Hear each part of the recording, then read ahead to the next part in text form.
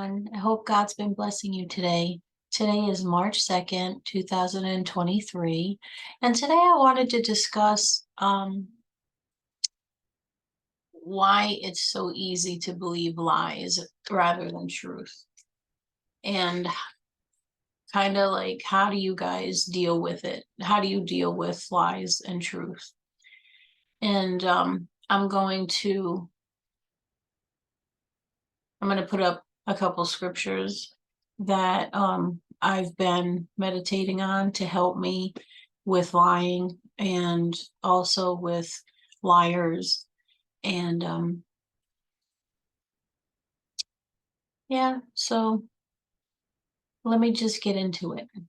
So there's so much misinformation in the world today, which is so weird because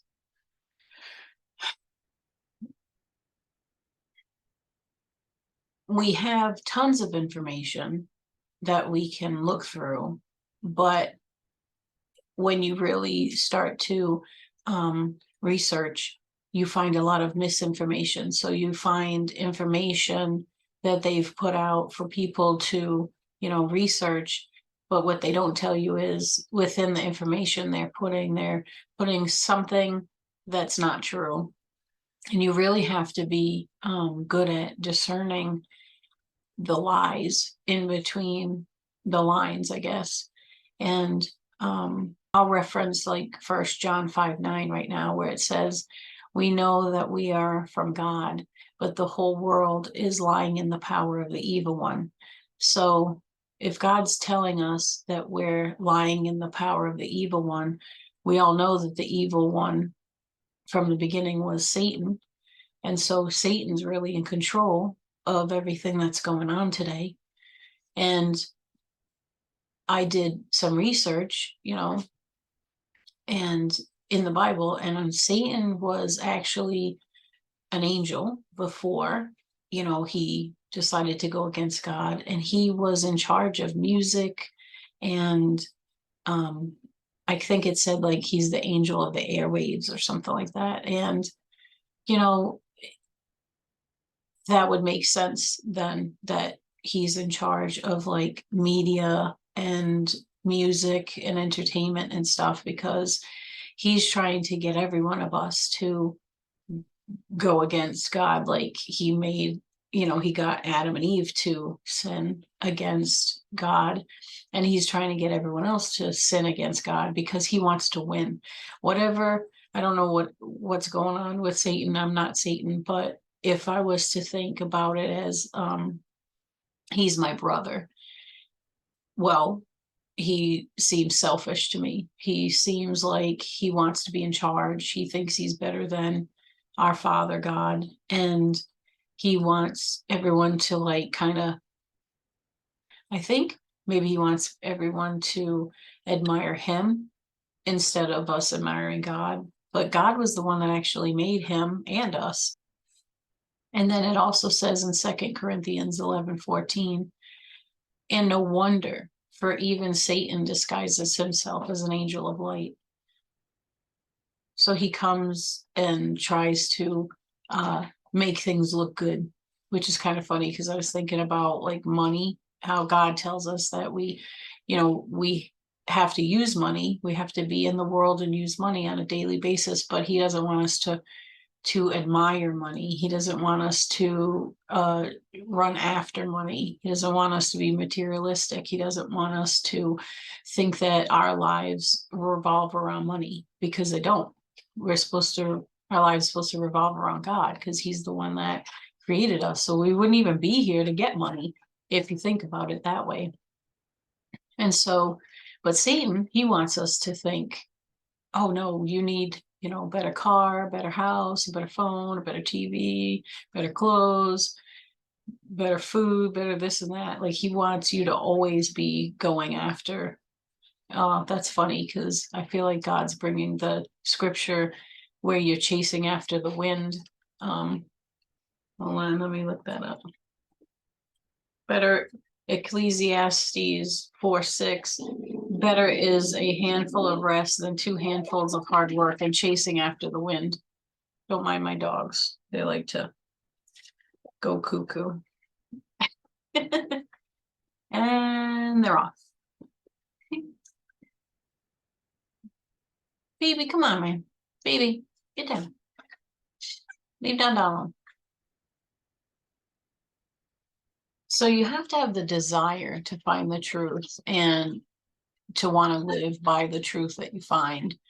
Some may remember the famous, the famous phrase that Jack Nicholson said.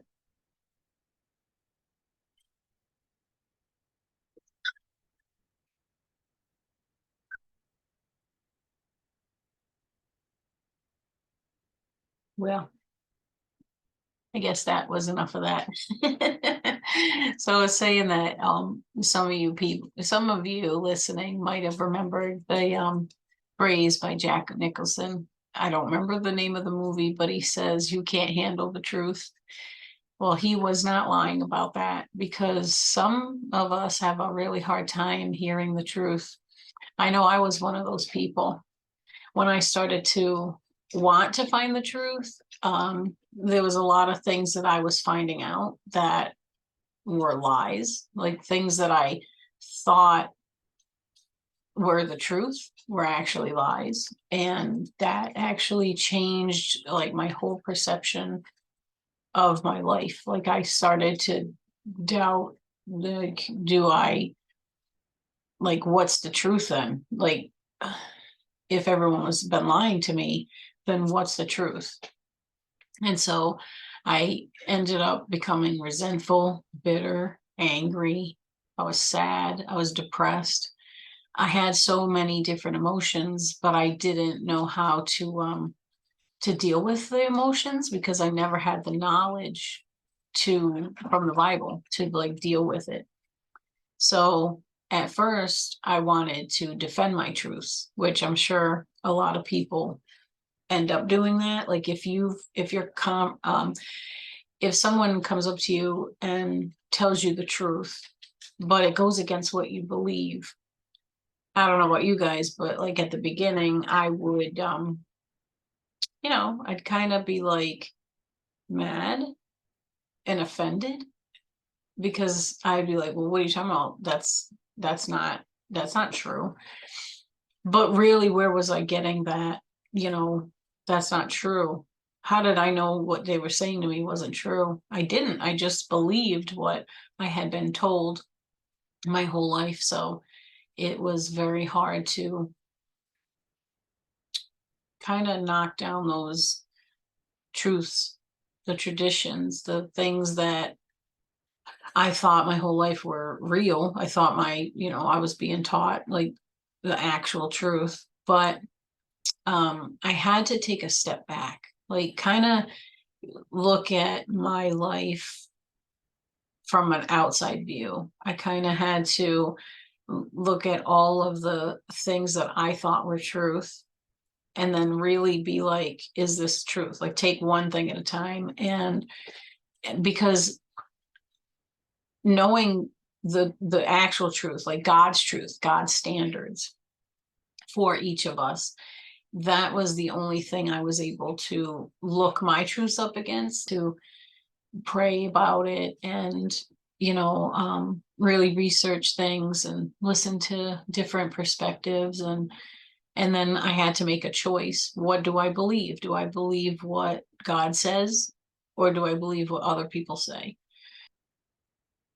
Sadly, even my family was lying to me. They would lie to me, they would lie to each other. um we would lie about each other. I was also a liar, to the point where I would be so good at lying that I would believe my lies, and then I would forget if it was really a lie or if it was the truth. That's probably why a lot of the things that I had to go through in my past was hard for me to be like, is that really the truth, or did I make that up, or was that something somebody told me? Or you really have to take one thing at a time. And in order to deal with the actual truth, when you're starting to look at yourself, you have to be humble. You have to be like willing to say, dang, that was a lie. And then accept that you've been a liar, and I had to do all that. I also had to make sure I didn't get offended when people would tell me the truth and kind of shatter my reality of what I thought was real. And then, of course, you also get defensive when the person is telling you the truth. You sometimes you put up a guard and you kind of throw stuff back at them. I know I did that, but I had to realize they were doing it out of love, because sooner or later we all have to wake up to the truth that there's a possibility that all of us have been lied to in one way or another. And that's kind of why I wanted to make the video, because I'm curious on, who else feels this way. I don't know if I'm the only one that feels this way. I just know that one of my biggest sins that I was doing was lying. You know, there's a couple of scriptures that when I was studying the Bible really stuck out to me, and I knew that it was something that God was telling me to work on. Proverbs 12:22, where it says, lying lips are an abomination to the Lord, but those who act faithfully are his delight. And also Psalm 101:7 says, no one who practices deceit shall dwell in my house. No one who utters lies shall continue before my eyes. When I was reading these, I felt really bad, because I was like, wow, I want to, give God happiness. I want to be part of his delight. I don't want to make him mad or feel bad that I'm lying to people. And I also want to be, one day around him. So he's saying that we can't even dwell in his house. So the first thing I had to do was admit that I was a liar, and I do admit that I used to lie all the time. It started when I was a child, and I felt like no one was ever listening to me. So I started to make up lies. I started to think, okay, well, no one's listening to me when I am talking regular. So let me make up some lies and make myself look better or whatever. I guess that's what I probably thought as a child. And then I started to lie when I was an adult. And I really had myself convinced that the reason I was lying was to spare other people's feelings. Like I didn't want to hurt anyone else. I didn't want them mad at me. I didn't want them to get hurt by what I was saying. So instead of telling them the truth about myself, so let's use this example.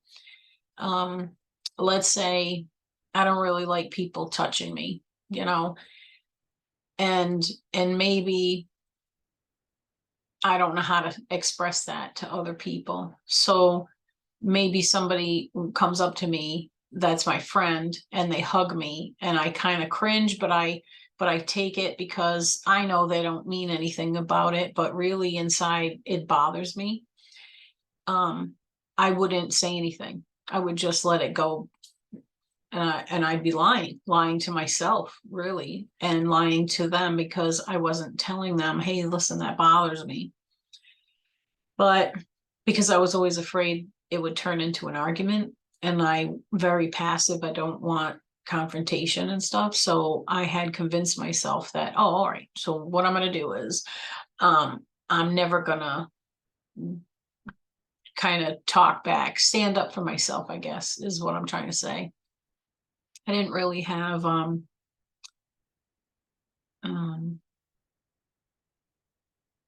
didn't really have confidence, and I didn't really love myself enough to think that I was worthy of putting up boundaries and telling people the truth. So I kind of always um, gravitated to people that lied, because I lied. And then I'd get mad that I could tell that they were lying. But really, I think God was just trying to show me that I was lying, that, well, you're seeing it in them because you're lying. And so I could never answer the question, like, how would I react to someone yelling at me or getting mad, or like maybe getting sad or something, if I said something to them in truth, how would I react to it? I can't even answer that because I never really gave the other person the option to react, because either I would lie or I would not say anything, because I was, of course, like I said, trying to convince myself that I didn't want to hurt the other person. But really, in the long run, I was being selfish. I was kind of not saying anything because of that, because I didn't want an argument to start. And I knew, well, to be honest, I don't know, because I don't know how I would react, but I just assumed that I would probably yell back and probably say things that I didn't mean. And that's why I didn't want to ever have a confrontation, which is kind of funny because it was really just having conversations, but I didn't put it in that perspective. So now, as an adult, now that I'm really, I had to go to God and ask him for the desire to stop lying, ask him to help me discern when people are lying to me. Um, and I'm still a work in progress. I'm not saying I lie, but I try not to. If I do, then right away I try to correct it, because I don't want to lie. I mean, really, if you think about it, lying just means that you have to constantly be like looking over your shoulder, because you don't know if somebody is going to catch you in the lie in front of, and like embarrass you or whatever. So if you just tell the truth, you'd be better off. So now I've been in therapy, and I'm trying to like really figure out like what was the cause of the whole lying thing. Um and to be honest, like it did start as, when I was a child. Like my mom, you know, would say something to me, and if I said something in truth, she'd stop talking to me and she'd give me the silent treatment, which drove me bananas. And so that was one of the reasons why um I would lie, because I wouldn't want somebody to not talk to me. But I had to learn that being quiet with myself was actually a good thing. It actually got me to sit in silence, and I was able to talk to God, in my head, have conversations and stuff with him. And he would bring scriptures to my memory, and it would help me in those moments. And I'm not sure if other people feel the same way that I did.